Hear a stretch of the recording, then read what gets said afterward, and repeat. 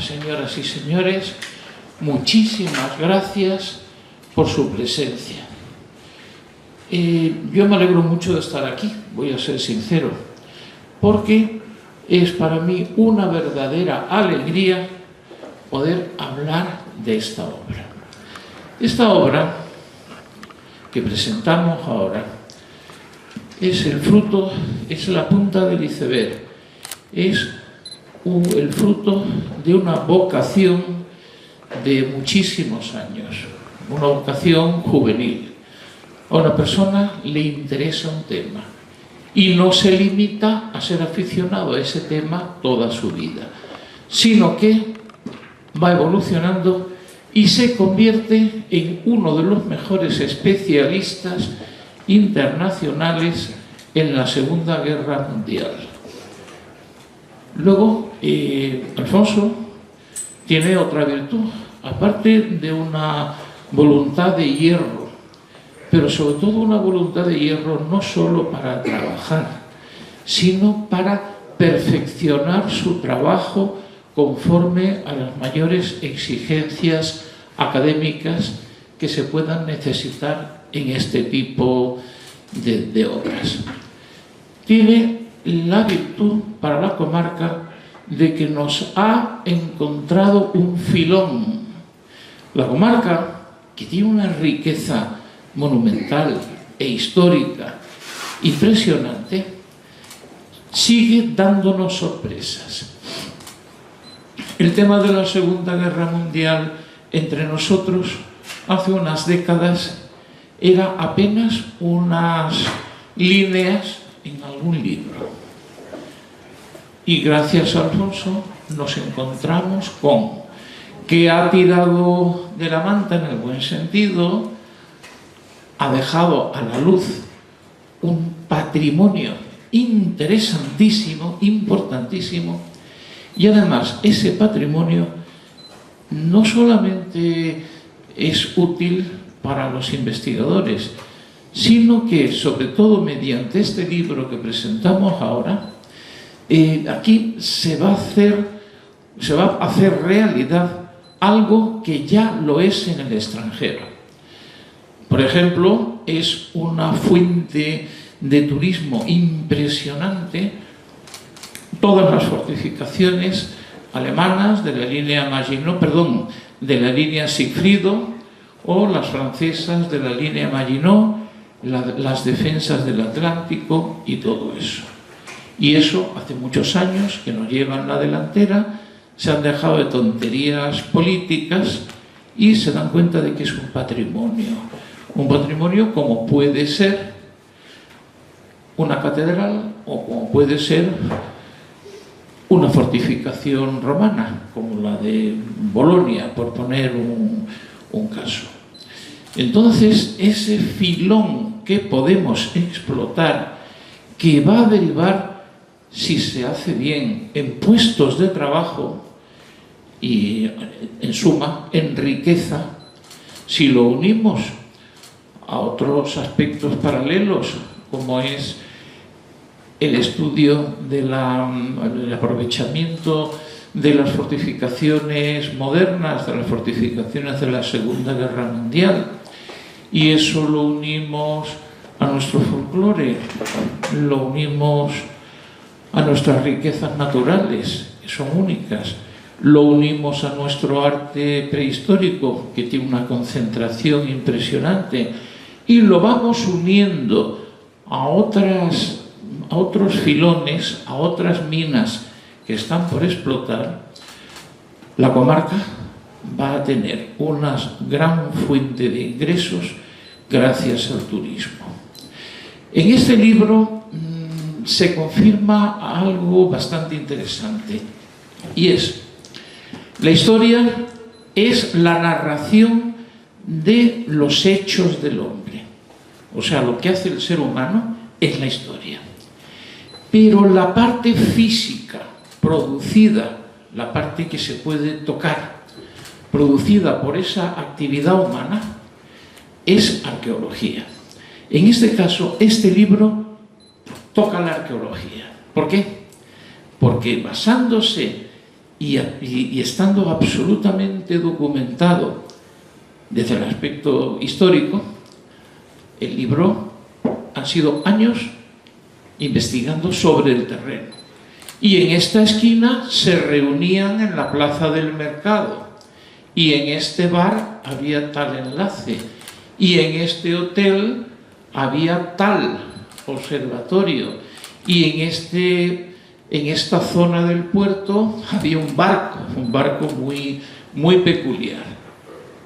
Todo eso a lo largo de toda la comarca del Arco de la Bahía y dividido en varias zonas como son la más inmediata a la línea de la Concepción, cada uno, y luego termina en la zona de Algeciras. ¿Se sigue oyendo? Sí, la zona de Algeciras, y cada uno de estos enclaves se pueden visitar y se complementan unos a otros, forman una ruta, lo cual es apasionante, sencillamente apasionante. Luego, cada elemento que figura en el libro ha sido objeto de un estudio exhaustivo, de una investigación total. Cuando se habla de la jaula que había en determinado chalet de cara a la bahía, donde había un agujero en la pared y una jaula con periquitos. Y allí los observadores italianos controlaban toda la bahía sin que pudieran ser detectados por otros controladores del bando contrario, con el asunto de los periquitos y demás. Todos esos detalles se han documentado, pero no solamente aquí, sino en Italia, recurriendo a sus protagonistas. Claro, al final el resultado es sencillamente extraordinario. Luego además tiene algo, el libro, que me cae francamente bien, y es que es un libro práctico. Es un libro que cabe en un bolsillo un poquito ancho. Nadie va por ahí a ver nada, un recorrido con un librote que le hace falta un carrillo de la compra para llevarlo, sino que este formato es práctico. Luego el libro tiene cosas muy curiosas. El libro, los que lo tienen, ya nos explicará el autor algunos detalles que a mí me han sorprendido bastante, como un sistema de inclusión de fotografías en los escenarios, de fotografías de los que visitan los escenarios. Esto yo sinceramente nunca lo he visto. Toda la cuestión gráfica es excepcional. Todos los planos son absolutamente oportunos. Cada página es evocadora. Esto no es simplemente un decir, en este hotel hubo esto o en este chalet hubo lo otro, sino que es resultado este libro de toda la obra anterior del autor. Si menciona un tema, lo ha tratado ampliamente en otro lado. Tenemos el libro Sufficit Animus, que para mí personalmente es más interesante que el libro de nuestro amigo Pérez Reverte, porque las descripciones son reales. Ahí no cabe decir es que el autor ha dicho esto o ha dicho lo otro. Son las descripciones de las aventuras en la bahía, de los comandos estos italianos, tienen la frialdad de un parte de guerra, que no puede exagerar lo más mínimo, tiene que ser breve y conciso, como tiene que ser el lenguaje militar. Y claro, eso llega cuando nos dicen, y remito al otro libro, al anterior, nos dicen, y es que pasó una sombra a mi lado. Claro, pasó un delfín, pero es que el susto que se llevó el pobre hombre tuvo que ser de alivio, ¿no? Tremendo. Y luego, tanto en las obras anteriores como en esta, hay algo importante que no se pueden dejar, que se va pasando de una página a otra y por algo no se interrumpe la lectura. Eso me ha pasado a mí con Sufficit Animis. Y con este yo le deseo, está teniendo un éxito enorme, se está vendiendo estupendamente y esperemos que vengan más ediciones, porque van a venir. Y animamos al autor a que siga trabajando, porque siempre nos va a sorprender. O sea, siempre aplica una capacidad de trabajo impresionante. Y nada más, señores, no quiero estar más tiempo. Creo que he dicho que me gusta el libro, ¿no? Lo que hace falta es que les guste a ustedes también. Y ya les dejo con el autor.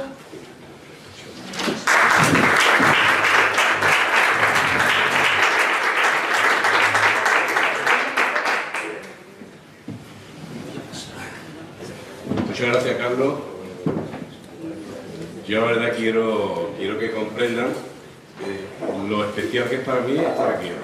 Y estar aquí hoy además con este presentador de lujo. Tengan ustedes en cuenta que cuando yo asistí por primera vez a las jornadas de historia del Instituto de Estudios Campos Gibraltareños, allá por el año 93, algunos de los compañeros del instituto que están aquí hoy se tienen que acordar de eso. Agradezco mucho al director del instituto que esté aquí. A mí había figuras allí que me impresionaban. Hay que mencionar a Manolo Álvarez, con su vehemencia, Antonio Torremosia, Juan Ignacio de Vicente, a Luis Alberto del Castillo, Mario Caña, Carlos Gómez de Avellaneda, hoy brillante cronista de Algeciras. Tiene mucha suerte esta ciudad. No es ningún tipo de juego floral, se lo aseguro. Simplemente porque quiero que entiendan lo importante que ha sido para mí las palabras de alguien a que yo he admirado tanto. Aparte quiero dar las gracias a la Delegación de Cultura de la Línea, Fran Arango, el concejal que ha tenido la deferencia de compartir con nosotros hoy en representación de la corporación, a Pilar Pintor, que es la concejala de Cultura, la concejala delegada de Cultura, a Miguel, técnico, que lo ha hecho todo fácil. Todo lo que en muchos lugares es difícil, aquí es fácil. Con lo cual estoy encantado. Ya lo dije una vez estando aquí. Tengo muchas ganas que mi próximo trabajo se presente en Algeciras. Y no solamente por todo lo que les he contado, sino porque Algeciras tiene un protagonismo especial en la historia que vamos a contar. Es cierto que ha sido un tema, en muchos sentidos, le voy a poner de pie con su permiso,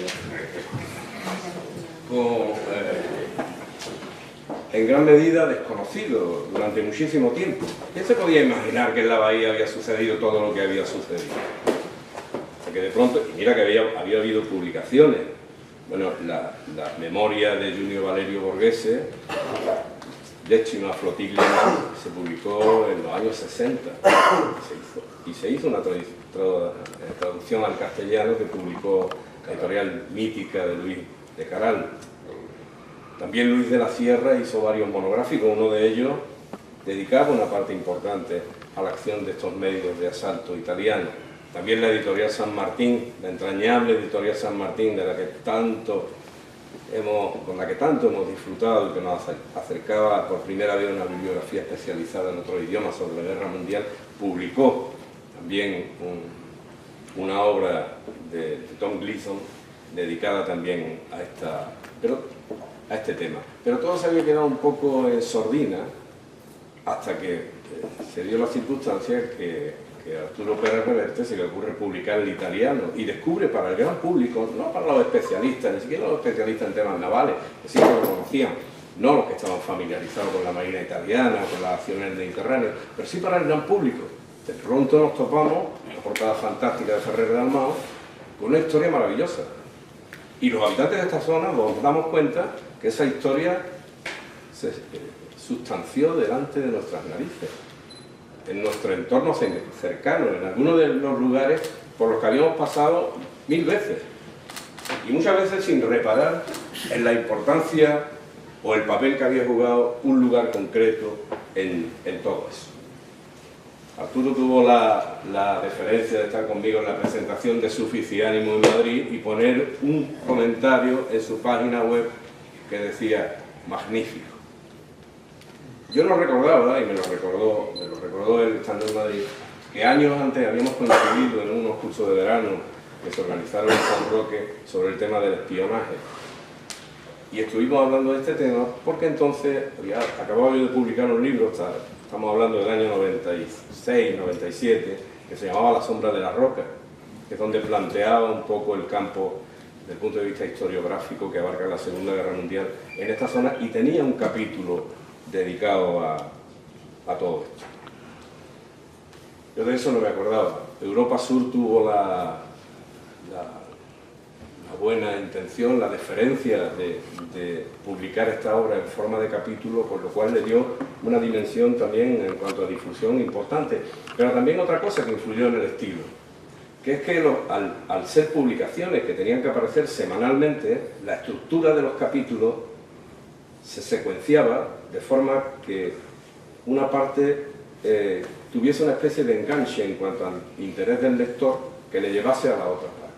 Y eso es muy importante, porque a veces nos quedamos en el ámbito erudito, que nos gusta presumir de las fuentes que tenemos y de nuestros sistemas de análisis y de nuestras teorías y de nuestras tesis, y hablarlo con otros expertos, pero nos olvidamos muchas veces que debemos de escribir para el público, para el gran público, el lector. Es muy importante el lector. Lo que escribimos es un libro, lo escribimos para hacer una lección, más o menos docta, que también.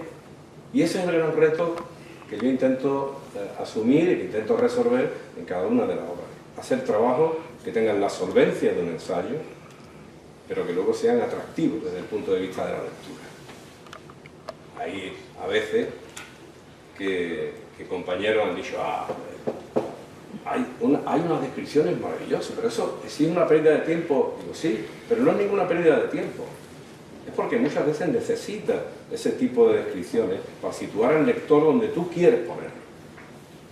Luego darle una aportación, una información con una fuente solvente, y de ahí que cada uno esté acompañado de un cuerpo de notas importante. Una de las fortunas que yo conté para hacer el libro Sufficit Animus, este es un poco un libro que va en función de ese libro anterior, de Sufficit Animus, donde están documentadas todas estas acciones de forma, creo que solvente, desde el punto de vista histórico, una profusión de fuentes y demás. Pero yo tuve la fortuna, además, de conocer a algunos de estos personajes, de estos italianos, personalmente. Estuve con el comandante de Orterra en Roma. Estuve a punto de escribir un artículo que se titulaba La soledad de los almirantes, porque era un almirante jubilado y el hombre estaba ya deseando de contar todo lo que había sido. Y yo estaba delante, porque sabía quién era Notari. Notari era un atleta que había batido los récords de inmersión en su momento, que había participado en la reconstrucción, en la construcción de la Décima, que había sido comandante de la flotilla de la Décima y que luego había sido enviado a Algeciras para recomponer la flotilla Osa Mayor, nombre más bonito, que fue el que se otorgó al grupo que operaban desde el buque Orterra, que antes Carlos ha mencionado. Y me contó muchísimos detalles, entre ellos cómo escapó de la observación inglesa después de una misión, gracias a que alrededor de su torpedo, de su sección motriz de su torpedo, iban saliendo y entrando en el agua y saltando una manada de delfines. También conocí a Baudriari, conocí a Rosita Ramoñino, estuve con Emilio Bianchi, que fue después uno de los grandes héroes de la Marina italiana de Alejandría, y me contaron además muchos entresijos muy íntimos dentro de la Marina italiana, cómo enfocaron el que la Marina, los que habían compartido destino, muchos de ellos estuvieron aquí en Algeciras, tuvieron que dividirse en 1943, en septiembre, cuando la mitad de la Marina empezó a trabajar para los aliados y otra parte empezó para trabajar para la República de Saló, quienes habían sido sus camaradas. Y reflexiones bastante importantes. Yo accedí a algunas de ellas a través de Emilio Vititelli. No voy a describirle, voy a hacer simplemente un somero repaso a lo que era la manera de funcionar, pero utilizaron aquí básicamente dos medios de asalto. Uno fueron entonces no se llamaban ni así, se llamaban incursores, porque no se no existía esa fórmula de combate naval del buceador de combate. Se forjó aquí, en las aguas de la bahía, en 2 operaciones del verano del 42. Y luego ese torpedo tripulado, donde 2 aurigas, por llamarlo de esa forma, me encanta ese nombre, por la resonancia latina que tiene, que iban montados a horcajadas, y que la parte delantera era una cabeza de combate con todo el resto, con lo que era el conjunto de este medio, se situaban debajo de los buques. No sé si me he traído una... No. Bueno, se situaban debajo de los buques, los fijaban a la quilla y volaban los buques. ¿Por qué estos medios de asalto? ¿Por qué los italianos? ¿Por qué lo desarrollaron ellos? Porque fue su forma de compensar la debilidad que tenían frente a la Marina Británica, frente a la Royal Navy, en disputarse un espacio, un teatro de operaciones absolutamente estratégico, como fue el teatro de operaciones del Mediterráneo, con 3 puntos esenciales de apoyo. Uno era Gibraltar, otro era Malta y otro era Alejandría. Y ese enganche con Gibraltar, ese punto de apoyo importantísimo, fue el que nos mantuvo a toda la comarca metidos en el tema. Y no solamente con el asunto de los bombardeos ni del despliegue de reflectores, sino con estas misiones. España no fue ajena a esta historia. Los españoles no lo fueron. Y lo explicaremos y lo entenderemos ahora cuando describa algunos de los operativos. Fueron personajes también de esta historia. Curiosos personajes. Muchos de ellos grandes desconocidos, incluso para nosotros. Y digo nosotros en un sentido amplio como campos gibraltareños, que hemos sido y somos sus paisanos. Bueno, pues por entrar en el tema en sí del libro en concreto, las primeras fases de esta manera de operar consistía en enviar un submarino nodriza que se llamaba Avicinatori, le llamaban los italianos, y el que tenemos ahí, que era el submarino Chile, lo vemos aquí, este es su comandante, y en unos cilindros que se pueden ver en la cubierta eran donde viajaban esos torpedos tripulados, esos HLC, como le llaman ellos, siluro a lenta corsa, torpedos de marcha lenta, y tenían nada menos que entrar en el interior de la bahía, llegar a un punto donde la profundidad fuese la adecuada para liberar a esos Maiali y que esos Maiali asaltaran la base de Gibraltar y luego pudiesen salir a la costa, porque claro, capitán de navío Ángel Liberal presentó en la jornada Julio Pistono del año pasado un trabajo excelente de las dificultades marineras que supone atravesar el estrecho y entrar en la bahía. Eso es una cosa descomunal, con los medios actuales. No podemos ni imaginar lo que tuvo que ser eso con los medios que se tenían en 1940. Medios técnicos. Borghese lo consiguió y hay un trabajo magnífico realizado por un oficial de Estado Mayor como se llama el Liberal que describe todo eso. Por eso yo quise que la guía empezara en un punto donde podemos entender perfectamente de qué estamos hablando, qué quiere decir atravesar el estrecho, jugar con las corrientes, con corrientes una que va hacia el exterior, otra que va hacia el interior y que cambian de dirección y de intensidad según se baja o se sube en profundidad. Terrorífico. Eso aparte de las patrullas de vigilancia británicas, patrullando continuamente entre Punta Carnero y Punta Europa en Gibraltar, o patrullando el interior de la bahía. Hay unas descripciones magníficas en el libro de Borghese. Y nosotros podemos verlo desde ahí, de una atalaya maravillosa que es donde empieza la guía, que es el mirador del estrecho, lo tenemos aquí en Algeciras. He visto a los italianos, a los miembros de la Marina italiana, pertenecientes al grupo de incursores de la base Teseo de la Spezia, emocionarse cuando se han plantado en ese escenario. Y han entendido por fin las descripciones que hace Borghese en el libro, lo que significaba aquello. Hay pocas posibilidades en un submarino cuando las cosas van mal de poder salvarse. Primero que lo hizo fue eso. Por eso el punto inicial de la guía es la ruta de Algeciras a los barrios que comienza en el mirador del estrecho.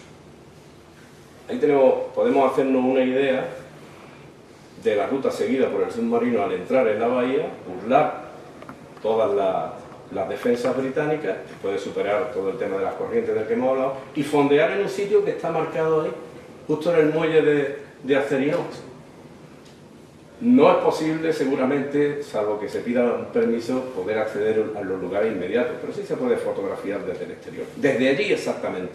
Bueno, para conseguir ese punto ha habido que coger la cartografía de la época, superponerla en la de ahora y decir, vaya, está justo aquí.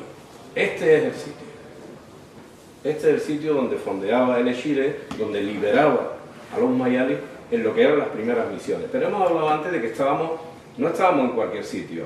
Estábamos en uno de los pilares del teatro de operaciones del Mediterráneo, pero lindando con un territorio que entonces era no beligerante, que no es lo mismo que neutral, se los puedo asegurar. ¿Eso qué quería decir?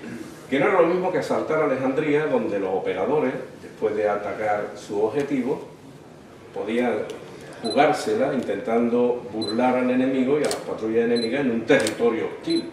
Aquí accedían a un territorio no beligerante, fuera de la guerra. Y digamos más, ese no beligerante podríamos traducirlo como de una no beligerancia muy benevolente hacia el eje. Y eso nos llevaría a otro tema en el que no vamos a entrar, pero que se decidió en la conferencia del Dalle. Esa es donde se dice que no se decidió nada. Te puedo asegurar que es muy distinto lo que sucedió. Bueno, pues una de estas secciones motrices con la que ellos se acercaban hasta la costa, Arturo Pérez Reverte eligió la portada de Ferrer Dalmau, donde se ve el italiano, y se ve una de esas secciones motrices detrás de él. Claro, es una licencia, digamos, artística, porque esas secciones motrices eran abandonadas a 200 metros al interior, con la intención de que se hundiesen en la parte más profunda de la bahía, se orientaban y se hacían que cuando se le agotaba el combustible se hundiesen en la parte más profunda, mientras ellos se despojaban de sus trajes y cubrían los últimos 200 metros hasta la costa a nada. Bueno, uno de estos torpedos en 1940, en una misión de octubre del 40, la primera que se hizo realmente, que pudo ejecutarse, el torpedo, la sección motriz, digamos, del torpedo de T6, no siguió su trayectoria hasta el fondo de la bahía, sino que hizo un movimiento circular y salió a las playas de la línea. Esa sección motriz es la que se ve aquí debajo. Fue recuperada por la Marina Española, los británicos la solicitaron, por supuesto no se les dio, se llevó al arsenal de la Carraca, se analizó y se guardó en los depósitos de la Marina, donde estuvo muchísimo tiempo. Estuvo después como un elemento decorativo en la base de buceadores de la Escuela de Buceo de la Algameca, y un día un almirante italiano que participaba en unas operaciones conjuntas, estamos hablando de mitad de los años 70, se dio cuenta de ese torpedo, se enteró de lo que era y lo solicitó a la Armada Española su devolución. Hoy en día la sección motriz que apareció en la playa del Espigón de la Línea está en el sacrario que se encuentra en el acuartelamiento Teseo de la Spezia, el lugar, digamos, más, se le denomina sacrario, o sea, de más culto donde hay allí, donde están las fotos de todos los héroes muertos de la unidad, entre ellos el que fue piloto de este torpedo y padre de uno de los diseñadores de este arma innovadora, que fue Teseo T6, que lo tienen de las dos figuras, es la que está a la derecha. Otro de los que lo acompañaron fue Gino Birindelli, que fue el primer italiano que rompió con el lema ese del que tanto presume el Gibraltar Regiment, que lo lleva además en el cinto, que pone nulli expugnabili hosti, nunca expugnada por el enemigo.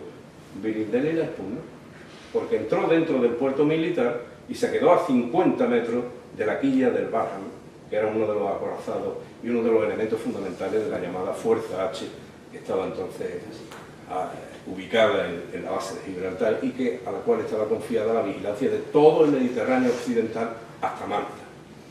Línea vital por la que discurría la savia del imperio y los suministros que ayudaron a resistir la ofensiva germano-italiana en el norte de África y que luego alimentó la campaña de Italia en 1943.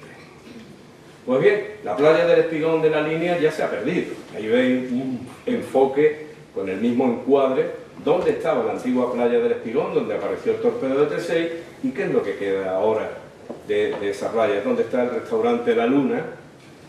Pocos de los que comen allí saben que aquello fue escenario de la aparición de este torpedo y de todo un capítulo que llevaba detrás en cuanto a la guerra secreta. En la parte de esa ya hablaremos. Y curiosamente, a pocos metros de donde apareció el torpedo T6 hay un monolito dedicado a un buceador civil que murió durante unos trabajos, que es Cristóbal, no recuerdo el apellido ahora, Cristóbal García, creo que era, y que está allí y que pone el monumento de Ignacio Falguera, y en la inscripción que pone, dice a los buceadores que, como tú, perdieron la vida en el mar. Entre esos buceadores están los buceadores italianos, que murieron tanto aquí como en otros lugares. Entre ellos, Teseo, el padre de este arma. Teseo Lombardo, personaje luego que utilizó Arturo, el nombre de Teseo, está inspirado no en el personaje mitológico, sino en este Teseo. Un hombre de una personalidad muy recia, de un estoicismo a veces que impactaba a sus propios compañeros y que dejó la vida en una misión en Malta en 1941, meses después de estar operando en esta zona. Este se puede operar, forma parte de las visitas que se pueden hacer en la línea. Los linenses pasan 1000 veces por ahí y no son conscientes de lo que ocurre ahí. Luego, para evitar la fatiga a los operadores, en lugar de traer a los operadores, a los impulsores y a los torpedos a bordo del submarino, lo que la Marina italiana decidió era mandarlos por vía aérea hasta Sevilla, desde Sevilla hasta Cádiz, dejar a los operadores embarcados en ese buque, en el Fulgor, que estaba fondeado en Cádiz, frente a Cádiz, y mandar al submarino solo con los torpedos. El submarino después se acercaba hasta el puerto de Cádiz, traspasaba a los operadores y volvía a la bahía de Algeciras. Cada vez que se producía una misión había un aumento de las medidas de seguridad. Aquí tenemos la primera operación, los protagonistas de la primera operación, está ahí el plano, cómo volvieron después de una operación fallida donde todos fueron errores técnicos. Pero claro, había que entender una cosa, que es que los medios de asalto italianos empezaron las operaciones prácticamente en fase experimental. Vinieron incluso con algunos prototipos. Claro, los fallos fueron tremendos. Una cosa es hacer unos ejercicios en un lugar controlado y otra enfrentarse a la realidad del combate. Y en la tercera operación que se realizó hubo muchísimos fallos técnicos. Incluso estuvieron a punto de suspender el tipo de operación. El almirantazgo les dijo que o tenían algún triunfo o esto había que suspenderlo porque la cosa no funcionaba. Sin embargo, hicieron una cuarta operación, el esquema está allí, no lo entenderemos mucho porque sería excesivo en el tiempo, pero consiguieron sus 3 primeras victorias contra 3 mercantes aliados. Uno de ellos, un petrolero en el puerto interior de Gibraltar. Eso es muy importante.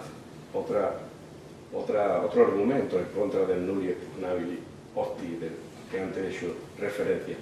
Y lo que estamos viendo ahí, después los operadores salieron por una playa, abandonaron sus secciones motrices, esta vez con éxito, todas se hundieron, los operadores salieron por las playas de la línea que ahora veremos y fueron llevados hasta Sevilla. Claro, ¿quién los llevó hasta Sevilla? Los llevaron a Sevilla agentes de inteligencia italiana y agentes de la inteligencia española. Está absolutamente documentado. Estas operaciones no hubiesen sido posibles sin la cobertura, y luego entraremos en otra cobertura, en otro asunto que se ve todavía más claro, como fue el caso de Norterra. Ahí está el comandante de esa misión exitosa, y aquí los veis, se alojaron en el Hotel Colón. No estaba mal, porque el Hotel Colón era el Hotel Colón. Además, he tenido la oportunidad de presentar este libro allí, y que estaban además encantados con esta historia de los italianos, me enseñaban la posible habitación donde habían estado y tal. Y yo ponía en el libro, en el Suffici Animo, y digo, no estaba mal este sitio, porque el valor era una virtud que no es ajena al grupo de incursores, como que no era ajena a los toreros, y este al fin y al cabo era el hotel de los toreros, así que todo perfecto. En Sevilla le compraron unos trajes, porque claro, ellos salieron allí con los puestos, y a veces con menos de los puestos. Y lo llevaron al mejor sastre que había en Sevilla, le compraron unos trajes maravillosos, algunos de ellos eran muy humildes, hijos de pescadores. Yo creo que este fue el primer traje serio de corte que tuvieron en su vida. Y también se compraron unos sombreros de ala ancho, donde lo podemos ver en la fotografía interior, con los cuales hicieron una fiesta en La Spezia y se les ve a todos trajeados con sus sombreros andaluz, celebrando el primer éxito y el salvar a la flotilla de Échima de que no le suspendieran la operación. Pues bien, el lugar por donde salían estos italianos hasta las costas españolas era ese lugar. Los linenses hemos pasado por allí 300.000 veces. Todo el que vaya a la línea tiene que pasar por ahí. porque era donde estaba el antiguo Hotel Príncipe Alfonso, que también tiene una historia en cuanto a espionaje y guerra secreta absolutamente fascinante, que eso lo dejaremos para otro día. Salían por esa calle. Si vemos las fotos de entonces y las de ahora, son exactamente las mismas. Existe hasta el riachuelo, ese arroyito, el arroyo el Cachón de Jimena, que desemboca por ahí, que es apenas un hilillo de agua, y que todo en la línea llamamos el río Cachón. Yo supongo que te pone la gana de tener un río. Ahora tenemos un hilito de agua.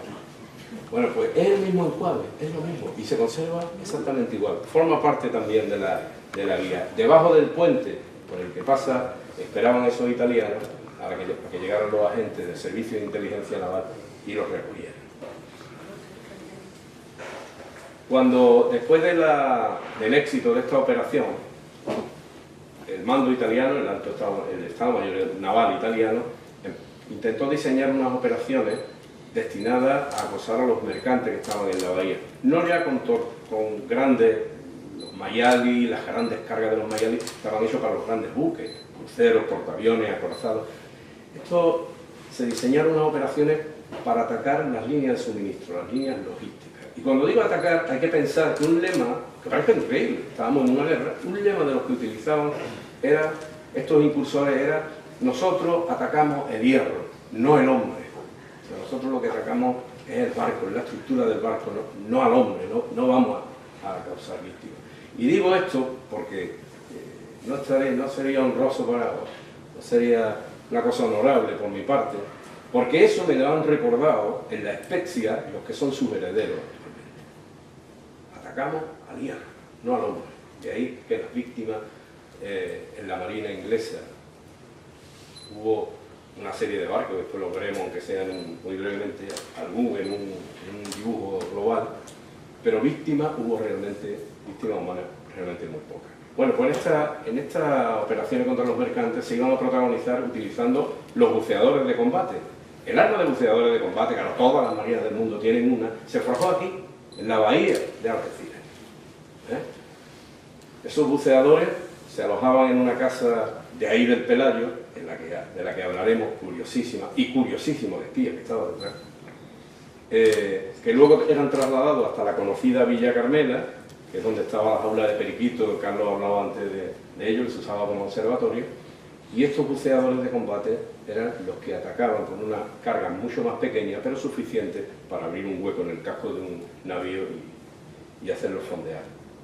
Cuando este grupo de buceadores llegó a Algeciras, por cierto, se encontraron, antes de subir a la Orterra, se encontraron en la esquina del mercado Torroja, ¿no? Encontraron con un tripulante de la Orterra que los llevó hasta allí.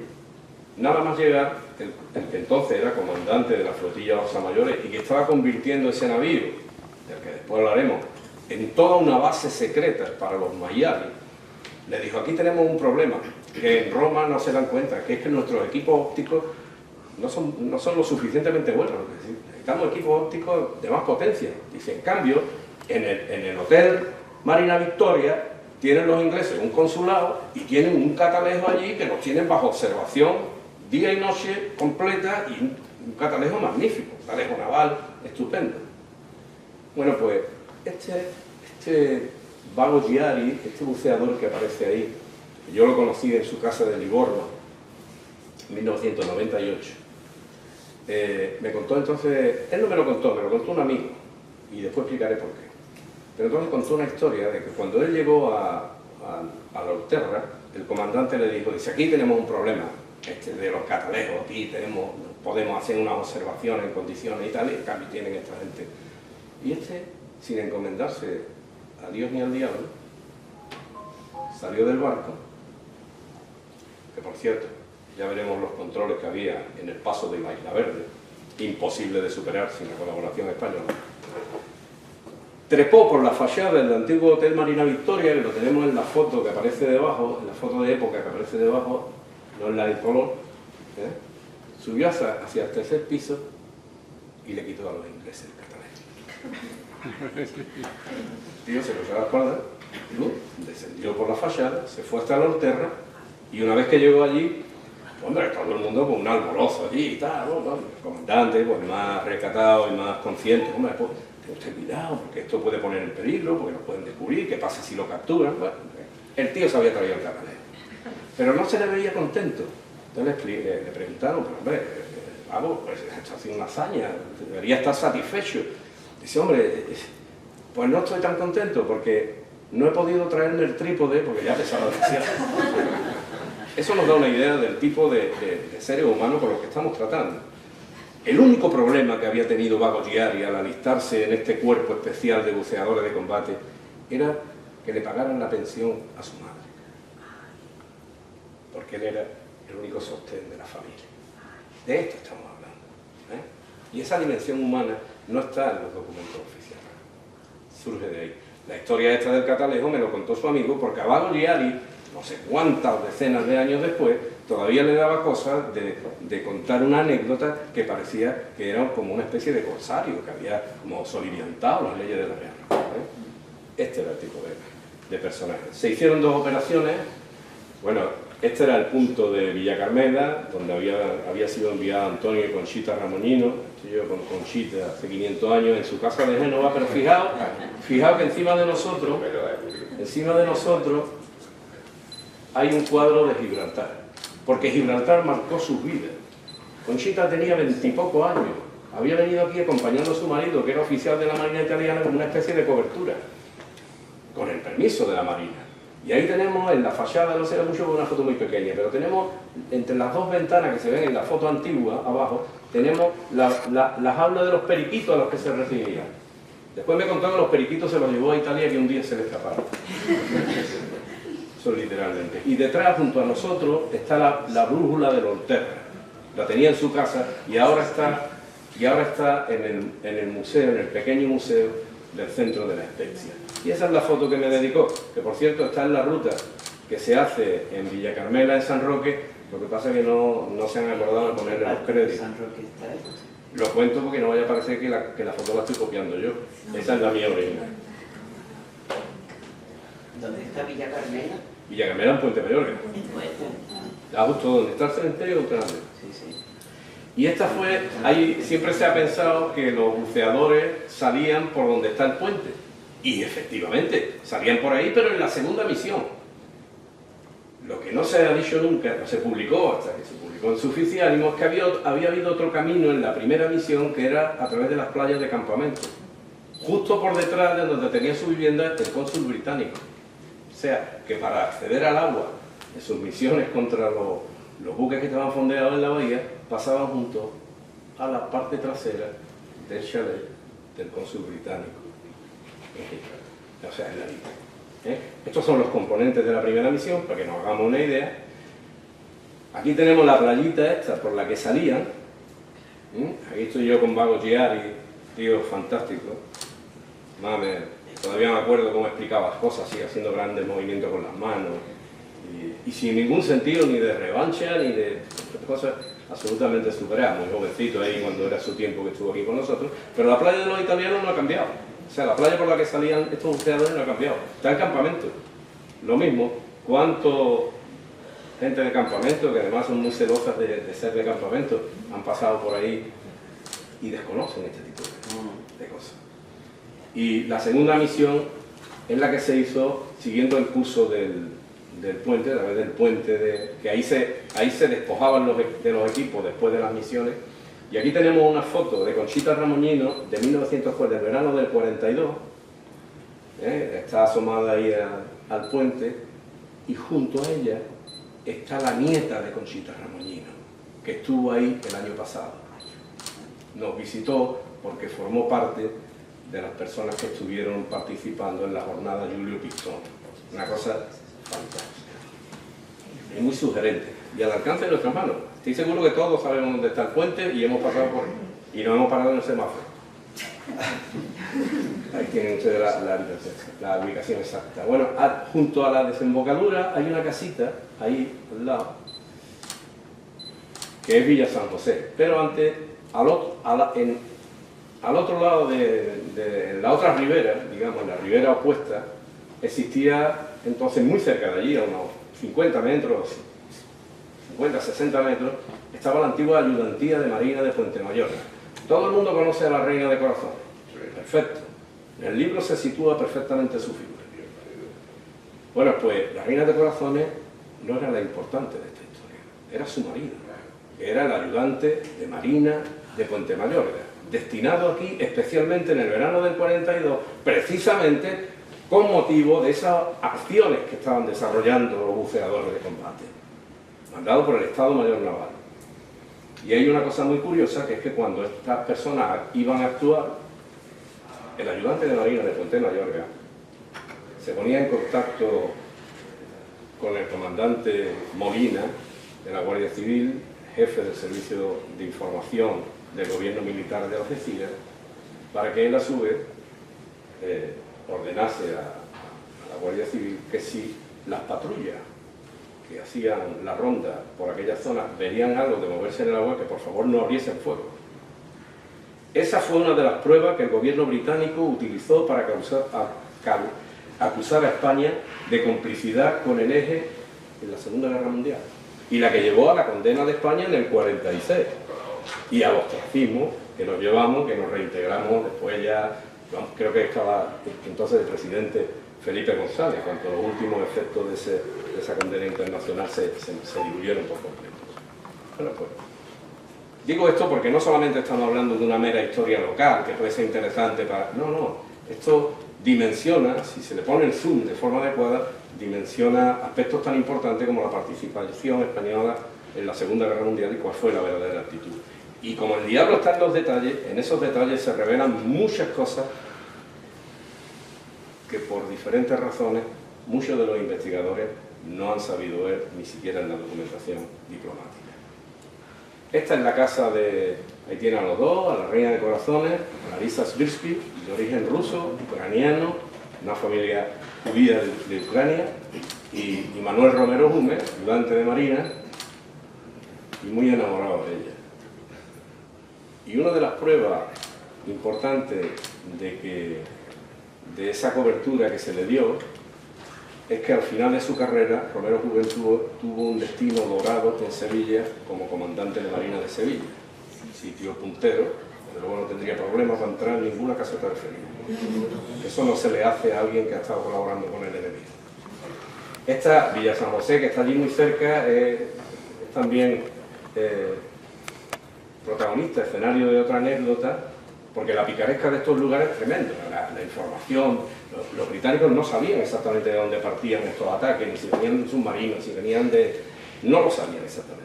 Tenían sus tesis, tal, pero estaban locos y tenían un despliegue importante e intentaban averiguarlo. Claro, eso ocurre aquí, que es el país de la picaresca, y da lugar a historias como la que tuvo como escenario Villa San José. Un personaje, un día, uno de los trabajadores que iba a Gibraltar, no se sabe nada, se le identifica en los documentos británicos como el agente X, se presentó en la sede del Servicio de Seguridad Británico en Gibraltar, del MI6, y les dijo que él había visto en una casa todos los torpedos apilados en el salón y los trajes de buceo colgados en la pared, ¿no? Y se volvieron locos, les mostraba con el sitio, le pagaron al tío, pero claro, no estaban, mandaron a un oficial de marina a comprobar si la historia era cierta, ¿no? Se presentó el tío allí, consiguió entrar en la casa estaba entonces bajo vigilancia militar española, consiguió entrar y redactó el informe. Por eso sabemos la historia del agente X, que vete tú a saber quién era. Y entonces en el informe, lo que voy a contar está redactado allí literalmente. Decía: he conseguido entrar en el interior de la casa, he conseguido entrar en el salón.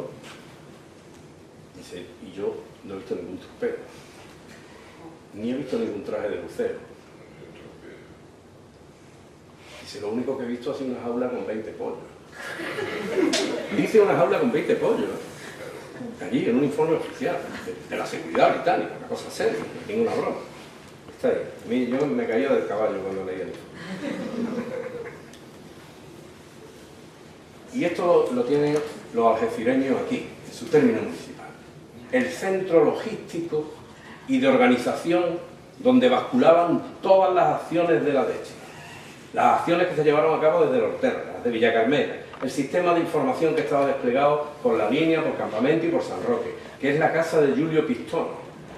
en el Pelayo, en Huerta Grande. La piscina que ven allí, el que aparece por allí es Giulio Pistono, que tenía además la imagen perfecta del espía, que es una persona como él, parece un profesor de matemáticas, bueno además, pero que no tiene nada que ver con el espionaje. Es un hombre sencillo, que vivía con su mujer una vida sencilla, estaba aquí en Algeciras porque había estado participando en la construcción de carreteras de la zona. Lo tienen ustedes allí, en esa piscina que ven abajo, que es la misma que está en el complejo, se ve en la foto, exactamente la misma. Ahí es donde, esa foto está tomada por Antonio Ramoñino, está en su colección de fotos particular, que ahora por fortuna tengo varios de las piezas en mi archivo personal. Esa foto está tomada por él. Ahí es donde se probaban los equipos de buceo que después utilizaban en las operaciones, en esa piscina. Eso está en el Pelayo. Además es muy curioso, porque en el Pelayo, en Huerta Grande, hay una casa que se le llama la Casa del Espía, ¿no? Bueno, pues esa no es. Es un espía tan bueno que no es la Casa del Espía. La casa de Giulio Pistono es la que se le llama la Casa del Comandante. ¿Era bueno o no era bueno? Era bueno Giulio Pistono. Esta forma parte de la ruta también y es un sitio absolutamente evocador. Otro lugar de Algeciras fantástico, otro punto de apoyo serio, era donde estaba el viceconsulado italiano, el Ruiz Tagle. Está prácticamente igual, es lo mismo, ahora creo que es una clínica de Estado. Estuvo Radio Algeciras durante mucho tiempo, Radio Algeciras. Esa foto del Orterra allí, que se ve en la campana de la iglesia de La Palma, está tomada desde los altos de ese consulado. Ahí es donde se concentraba toda la información procedente de toda la red que los italianos tenían en esta zona. Que tenían una red importante, de confidentes, de personas de la colonia italiana y de confidentes eventuales. La mayor parte de los informes de la inteligencia naval italiana procedían de Algeciras y estaban transmitidos desde aquí directamente a Roma. Y en base a esos informes, que eran los que le decían si había barco o no había barco en Gibraltar, si estaba la flota, si había salido, eran cuando se organizaban las incursiones. Sin esos informes, la cosa fallaba. De hecho, en la primera operación, informaron, cuando ya habían salido de la Spezia, informaron que la flota había salido y tuvo que ser suspendida. Por eso la primera operación, no, dije antes que no se llevó a cabo. Bueno, pues lo tenemos ahí. Un lugar tremendamente sugerente. Este es un sitio en la línea, en la avenida de España de la Línea, que es la atalaya ni más ni menos que de Pietro Jamet Venanzi, teniente de la Fuerza Aérea Italiana, amigo de Pistono y que también servía su información. Tiene un punto fantástico para observar el puerto interior de Gibraltar y está en la línea. 30.000 veces hemos pasado por él. Yo no me enteré de que eso era la atalaya de Pistono, de Pietro Jamet Venanzi, hasta que no lo encontré en la documentación, en un informe británico marcado con una cruz como una atalaya. El Hotel Cristina, lo sabemos, es muy conocido porque estuvo Canari, porque se han dicho también muchas barbaridades. Han llegado a decir que los impulsores salían del Cristina. ¿Alguien se imagina los impulsores vestidos de buzo con la mira hasta que llegan al agua? Por muy cerca que entonces estuviesen agua. Lo que no se sabe tanto es que aquí se envió a un espía italiano que logró fotografiar la entrada del hijo de Churchill. Y es el que hizo también la foto que hemos visto antes, tomada desde lo alto del viceconsulado italiano. Pero todavía más importante es que el maître del Hotel Cristina pertenecía al servicio de inteligencia italiano. Los británicos, también les gusta hacer los mejores papeles en la historia, siempre han contado que su servicio de información jugaban, tenían una especie de juego morboso cuando Canari tomaba el té en el Cristina y había agentes del servicio de inteligencia británico en las mesas de alrededor. Eso cuenta. Lo que no cuentan es que las cenas del gobernador de Gibraltar con sus oficiales de Estado Mayor y con los oficiales de seguridad que se hacían también en el Cristina les eran servidos por Andrea Padani, que era maître y agente del servicio de inteligencia italiano.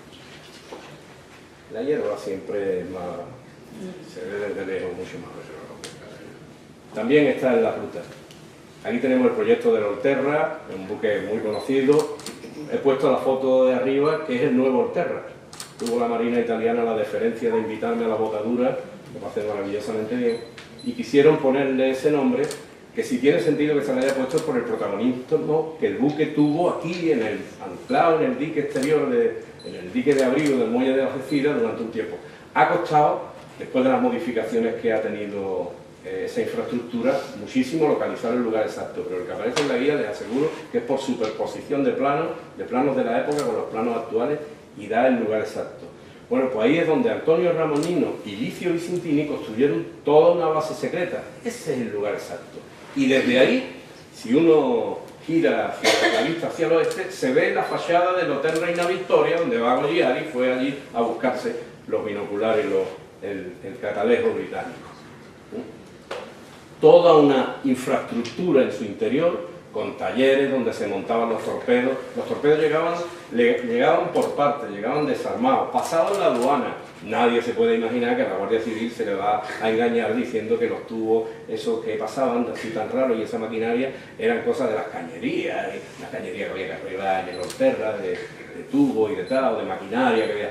No, eso no se hacía así. Eso se hace porque hay un permiso especial que dice, esta carga no se realiza. Eso se pasaba.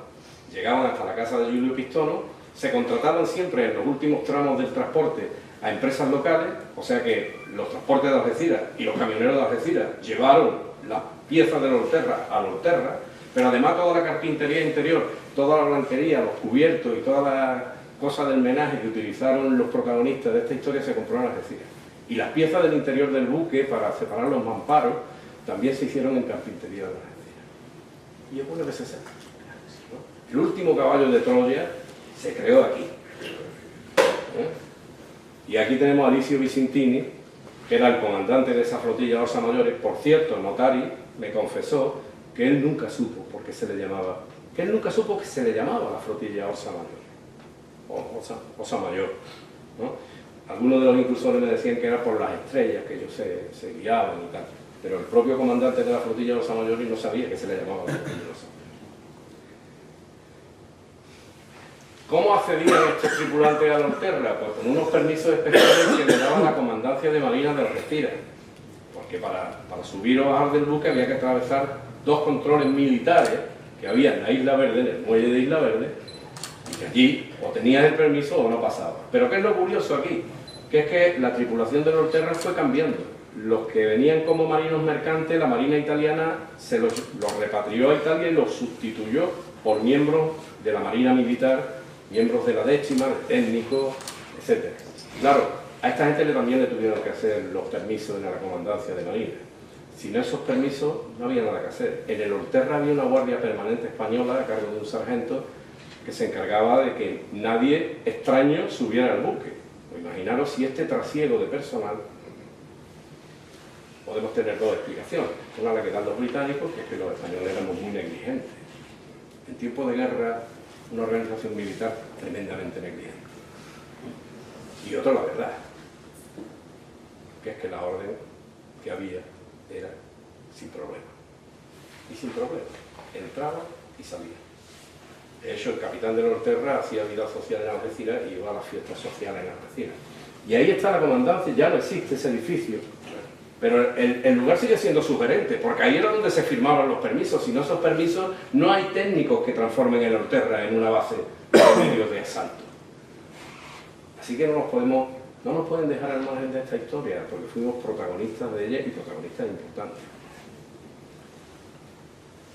La guía tampoco deja fuera Gibraltar. Si se quiere ver el escenario donde ocurrió la tragedia de la BG-5, todavía está marcada a fuego en el alma de los marinos italianos lo que ocurrió allí, cuando en la siguiente misión, la primera que se lanzó del Orterra, murieron 3 de aquellos jóvenes y 2 cayeron prisioneros. La flotilla prácticamente se desarticuló. Gente además muy joven. La sobrina de uno de los caídos, que además su cuerpo reposa en la bahía porque no se recuperó, estuvo con nosotros el año pasado. Y estuvo contando y estuvo besando pañuelos y lanzando al agua del puerto interior como recuerdo. Y es el único homenaje que puedo hacerle a mi tío fallecido por encargo de mi padre.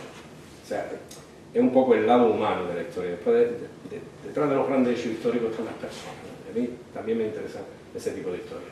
Bueno, pues Vicentini murió en la entrada norte del puerto de Gibraltar junto con Giovanni Magro y Salvatore Leone desapareció en la maniobra de evasión y de pronto su oficial se volvió en el torpedo y ya no está. Dice que vio en cierto momento pasar una sombra. Los cuerpos de Giovanni Magro y Licio Vicentini se recuperaron en el interior de Gibraltar y Lionel Crabb, que era el jefe de los servicios antisubmarinos, de defensa antisubmarina en Gibraltar, tuvo la feliz idea de encargar un funeral naval, localizar un capellán militar católico, comprar 2 banderas italianas, comprar 2 coronas de flores y hacerse cargo de los cadáveres y echarlos al mar en un funeral naval en la zona de Punta Europa. Eso es muy bonito, dentro de lo que es un conflicto terrible, dentro de lo que es la historia del ser humano, existen estos destellos de respeto hacia el enemigo, que son realmente singulares y que consagran a Crabb, que hoy en día es recordado con mucha simpatía dentro de los medios de asalto italianos. Se puede ver perfectamente de los lugares, el lugar de la tragedia se puede ver perfectamente del lugar que se propone en la guía. Este es el hospital naval donde fueron depositados los cadáveres. Roberto Menia, que es senador, un senador italiano que también nos visitó el año pasado, trajo el reloj y la brújula que utilizaba Vicentini, que se ha recuperado del cuerpo de Vicentini cuando recuperaron los cadáveres. Lo trajo aquí, tuve la oportunidad de tocarlo. Fue muy emocionante realmente. Aquí tenemos a Lionel Crabb y el lugar de Gibraltar donde estaba Lionel Crabb, que es su jumper pasting. Muchos gibraltareños también pasan por ahí y no saben lo que es. No saben lo que es. Porque en las películas que se hicieron en la posguerra, tanto la italiana, varias italianas y una británica, no utilizaron ese sitio para rodar la escena de Lionel Crabb. Hay muchos recuerdos de toda esta historia en Italia. Hay que tener en cuenta que la marina italiana actual se sustenta sobre la marina que se situó del lado de los aliados al final de la guerra, la marina co-beligerante que ellos le llaman. Y ahí nos encontramos con acuartelamiento que tiene el nombre de Teseo Tesei, con plazas dedicadas a Gino Birindelli, con plazas dedicadas a Salvatore Leone, con una escuela dedicada a los hermanos Vicentini, los 2 víctimas de guerra, uno de ellos Licio, el comandante de Volterra, un monumento funerario a Giovanni Magno. Todos ellos, su vida militar, sus hechos de armas, se dieron en la bahía de Algeciras. Es una historia muy importante para ellos, muy íntima además, diría yo, y bueno, muy vinculada a nosotros, por eso esta historia no nos es extraña. Aquí tenemos el monumento al que yo hice referencia, que está allí, que está dedicado a los buceadores. Y este fue Ernesto Notario, que yo conocí, protagonista de las 2 últimas acciones que están reconstruidas por ahí y que fueron un éxito, claro. Se fueron mejorando los medios y a pesar de que las defensas también consideró varios éxitos. Por ir terminando ya, esto es una panorámica de los buques que quedaron afectados, o sea que no hay ninguna broma. Son 70.000 toneladas de buques de transporte, con lo cual fue un tarascón importante con unos medios muy simples, unos medios muy sencillos, muy poco costosos, los que consiguieron estas unidades. Y la guía, está organizada en 3 rutas que son factibles. Si se hacen las rutas por el orden que se plantean aquí, los lomos de la guía, la parte exterior, van diferentes colores para que se sepa situar rápidamente las 3 rutas. Y están hechas que si se sigue en un orden adecuado, se accede a esta historia con una cierta lógica, con un cierto dinamismo, para que se pueda entender un poco lo mejor posible. Y luego tiene un recurso que es dejar un espacio, como ha dicho Carlos, para que la guía se personalice, cada uno tenga su guía. Yo estuve aquí y me hago una foto, he elegido esta. Tenemos a Conchita Ramoñino en el año 42, a su sobrina en el año 25 y a mi mujer cuando estuvieron testeando la ruta. Entonces, hay un espacio de la fotografía, en este caso sale Mercedes, para que cada uno se haga su fotografía allí con el mismo encuadre, lo imprima en pegatina, lo pegue en ese espacio y se incorpore también a la historia, que creo que es apasionante, es muy bella. Hubo grandes hombres y hubo grandes mujeres también relacionadas con esta historia. Ahí tenemos todos los lugares que hay ahí, el libro este que fue donde se basa el tema de la guía, y con esto yo termino. Si hay alguna pregunta, alguna duda, yo se lo diría muy gustoso. Espero que les haya compensado el venir hoy. Yo cuando llegamos esta tarde, digo, si estuviéramos en carnaval teníamos que decir este es un acto para los más artistas. Porque después de la feria del libro y de todo eso, todavía tenemos ganas de más. Y eso es maravilloso. Espero que a él les haya compensado. Yo con esa intención lo he hecho todo. Muchas gracias.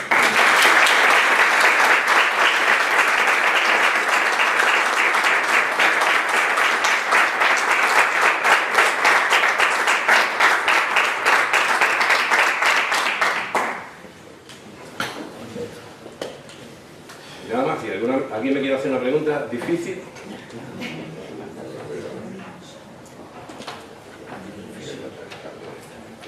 Una pregunta, perdón que no me levante la rodilla, una pregunta muy difícil.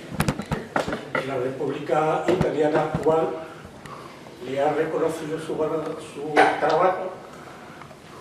Sí, señor, es una pregunta difícil, yo diría más bien que es interesante y apasionante.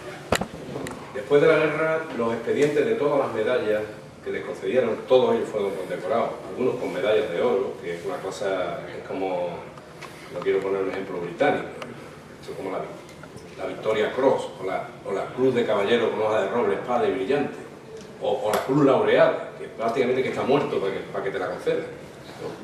Pues hay varios cruces de oro, con varias medallas de oro, el Agria todo. Y los decretos fueron aprobados años después de terminar la guerra. Se les sometió a todo una investigación para que la Marina italiana se respondiese a lo que pretendía ser la Marina italiana después de la guerra. Una Marina italiana, por eso he dicho antes, la tragedia que ellos habían vivido cuando habían estado juntos luchando, unos se fueron por un lado, otros se fueron por otro. Los que estuvieron con la República Italiana, esos fueron despedidos de la Marina. Los que hicieron carrera en la Marina, que hubo varios, eran los que correspondían al otro lado. Pero en la concesión de las medallas de oro sí hubo un reconocimiento, por ejemplo, a Borghese. Porque los méritos de Borghese eran suficientemente importantes desde el punto de vista naval. Y entre los que se quedaron, los que sirvieron en la Marina cobeligerante, estaba Ernesto Notari y estaba Gino Birindelli, llegaron al almirantajo, como Amadeo Vesco también, y este Gino Birindelli fue comandante del, quiero decirlo bien, del Teatro de Operaciones Sur de la OTAN, el mando conjunto de las fuerzas navales de la OTAN, mucho después. O sea, no existe, esto no es una unidad, no fue una unidad política, fue una unidad naval. Y ellos así les gusta reivindicarse como una unidad naval. Estaban luchando por su país. Y a mí en ese sentido, cuando se produce la rendición de Italia y se queda media Italia en la parte aliada y la otra media entra en la Wehrmacht y la pone bajo control del eje, hubo una duda allí, bueno, ¿cuál es nuestro sitio? Nosotros somos profesionales, somos marinos, ¿qué hacemos? Entonces le preguntaron a Taón Terradell, que era un muy reconocido dentro de la Marina italiana, y dice, mira, que cada uno adopte la decisión que sea conveniente, siempre que sea en beneficio de Italia. Y esas palabras me las recordó a mí Gino Birindelli, que fue el que consiguió penetrar junto en la primera operación que hizo con T6 en el puerto de Gibraltar. O sea, su acción durante la guerra fue aquí, porque fue capturado. Me lo recordó en Roma mucho después. Tenían ese sentido. Y desde ahí tenemos que contemplarlo nosotros. O sea, la guerra ya ha pasado, Italia tiene que seguir funcionando, nosotros tenemos que seguir sirviendo a nuestro país. Y me parece que fue un gesto generoso, pero además que acalló, aplacó un sentido que hubiese sido revanchista, porque muchos de ellos eran compañeros, unos tuvieron largas carreras en la Marina y otros se vieron con las carreras frustradas. Por cierto, uno de los que se vio con las carreras frustradas fue uno de los comandantes de los buceadores de combate, que se marchó a la Argentina, fue contratado por la Marina Argentina y entrenó a los buceadores que intentaron lanzar una operación contra Gibraltar utilizando buceadores de combate durante la Guerra de las Malvinas. La operación se frustró en gran parte por las confidencias que se sirvieron por parte española, por decirlo un poquito elegantemente, ¿no? Hubo una colaboración ahí. Yo tengo la fortuna de tener los registros, la ficha de estos tres de los marinos argentinos cuando se alojaron en el Hotel Guadalajara. O sea que hay una relación directa entre los atentados de la AAA y los mayales y los submarinistas italianos. No de la AAA, es de la Marina Argentina. De la Marina Argentina, Marina de la República Argentina. Oficial, eran oficiales de Marina en una misión especial, inspirada y que habían sido entrenados por uno de los que había estado aquí, que era Giorgio Balser. Estuvo aquí. ¿Qué fue del Olterra? El barco Olterra, el primitivo. Sí, bueno, el primitivo retomó su función en la Marina Mercante después de la guerra, fue alistado después de la guerra. Claro, antes que lo alistara, cuando Italia se rinde, la orden era que todos los barcos que pertenecieran a Italia fuesen a puertos aliados. El Olterra tenía que ser conducido a Gibraltar. Pero claro, ¿quién le entregaba a los británicos el Olterra con la base que había abajo? Que no la habían visto, no sabían que estaba ahí la base. Entonces es muy curioso, otra pregunta fantástica, porque la Marina Española organiza una operación secreta, el Estado Mayor Naval Español, y manda a un equipo liderado por un oficial de Marina para que haga desaparecer todas las pruebas que pueda haber que puedan implicar a España. Más el año 43, ya habíamos dado el giro a la neutralidad. Ya Serrano Suñer había desaparecido del Ministerio de Asuntos Exteriores en el 42 y estaba Jordana al frente del Ministerio de Asuntos Exteriores. Estamos en esa época. Entonces lo mandó. Y fue el que le estuvo dando prisa a todos los italianos que estaban en el Olterra, entre ellos a Notari y entre ellos a Pistono, sobre todo a Pistono, para que eliminasen lo que había allí. Gran parte, hay que tener mucho cuidado, porque gran parte de las cargas, de las miñatas y de los diferentes artilugios, que no me he extendido por razones de tiempo, se echaron al fondo del puerto de Algeciras. Los británicos de todas maneras lograron entrar en el Olterra y coger algunas cosas. Y entonces fue cuando compusieron lo que había pasado. No sabían lo que había pasado, ni cómo le habían atacado, ni cómo le habían hundido los buques. Las operaciones no se frustraron como alguien pretende, no voy a mencionarla por razones de etiqueta, por la confidencia de ninguna espía de ningún lado, ni ningún espiador. No se averiguaron. Los británicos nunca supieron de dónde salían esos ataques hasta el final de la guerra, donde el propio Pistono y el jefe de máquina del Olterra pues decidieron contarlo, porque ya las cosas habían terminado y ya no había peligro. Y aún así intentando ocultar una serie de cosas. Pero lo más interesante es que la Armada Española envió una misión secreta desde Madrid, liderada por un oficial de Marina, para que todas las pruebas fuesen eliminadas. Esa era la prioridad absoluta. Porque claro, aquí la idea que se tenía y la base sobre la que se había permitido desarrollar toda esta historia, los controles, el otorgar los pases, el hacer la vista gorda en la aduana de la frontera franco-española, etc., era que aquí se podía hacer todo lo que se pudiera, pero no se podía implicar a España en nada, porque la tesis mantenida entonces por el gobierno español era, después de los compromisos adquiridos en Hendaya, estar dentro, por si se producía la victoria del Eje, participar del nuevo reparto de África. Estaba todo eso muy amarrado, pero muy amarrado, pero muy amarrado. Pero no precipitar las cosas, no entrar en la guerra antes de tiempo, no vaya a ser que nos sucediera lo de Italia. O sea, queríamos jugar con ciertas seguridades. ¿Qué hacíamos nosotros metiéndonos en aventura con lo que acabábamos de pasar? No era posible, nuestra única posibilidad era esa, y se jugó esa posibilidad. Por eso era tan importante que no se descubriese ninguna implicación española en el Olterra. Por eso ha sido tan difícil documentar esta historia. Pero que al final los hechos son muy tozudos. Los investigadores que hay aquí presentes lo saben perfectamente, la documentación es tosuda y están ahí para retarnos a nosotros a ver si tenemos la voluntad, las narices y la pituitaria para dar con la documentación, analizarla y poner los hechos pretendidamente secretos, sacarlos a la luz. Y eso ha sido lo que ha ocurrido en esta historia. apasionante, por cierto. Cuando se ve así de cerca, dice, ostras, pasa por la puerta del consulado italiano y el que no pegue un suspiro es porque está muerto. Lo que hubo aquí, cachito más. Te va Cristina y te toman un té, y vamos, si no sale una novela de ahí o sale algo, pues lo mismo, que te falta inspiración, ¿no? Y allí en la línea, donde siempre se nos ha dicho que éramos, una frase maldita, por supuesto, que éramos una ciudad sin historia. Yo creo fundamentalmente porque existe una intención de hacer un poco de ingeniería social y crearnos un pueblo sin raíces, que no lo somos, en absoluto. Se alimenta mucho, o se ha alimentado hasta hace muy poco mucho esa idea. Y hechos como este, episodios como este, nos sitúan en otro plano.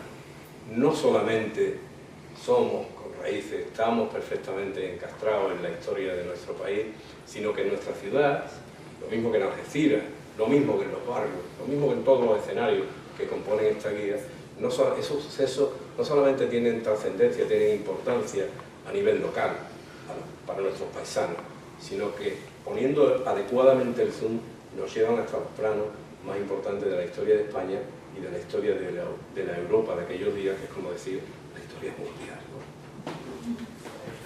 Sí. Es verdad que existieron linenses, trabajadores en Libertad, que ejercieron de espías en contacto con los gobiernos de Italia y Alemania. Incluso se llegó a realizar algún acto de terrorismo dentro de Libertad. Cualquiera puede pensar que hemos quedado antes, querido amigo, en esa pregunta, porque aparte que ese es el tema al que estoy investigando ahora, el libro saldrá publicado, yo creo que le quedan un par de años, pero hay un listado donde hay 268 nombres de personas de toda esta zona implicadas en ello. Yo puedo ya, por lo que llevo montado, porque si esto es un juego de sutileza, ya la guerra secreta es una cosa tremenda, entre los que fantasean, los que no hablan, los que hablan en exceso, lo que los estados mantienen clasificados. Es terrorífico, pero también van saliendo cosas a la luz. Y puedo garantizarte que había campos gibraltareños formando parte de las redes de inteligencia del AFPER y del servicio secreto italiano, lo mismo que había algunos, los que estaban al servicio del servicio de inteligencia británico. Constatado, con nombre y apellido, con redes importantísimas. Pero no solamente con el servicio de inteligencia en cuanto a información, sino que es todavía mucho más fuerte, con los grupos de saboteadores, de sabotaje, auspiciados, cubiertos por los servicios de inteligencia del eje. Es más, la piedra angular, podríamos decir, una de las personas sobre las que basculaba, hay varias. Si tuviéramos que quedarnos con dos, está el comandante, luego teniente coronel, Ignacio Morines, Pérez de Vargas, apellido que os suena, y el otro, la gran figura, era el que los ingleses le llamaban Burma. Yo no sé si Burma se lo pusieron por lo mal que lo pasaron en Birmania con los japoneses, no lo sé. Le llamaban Burma.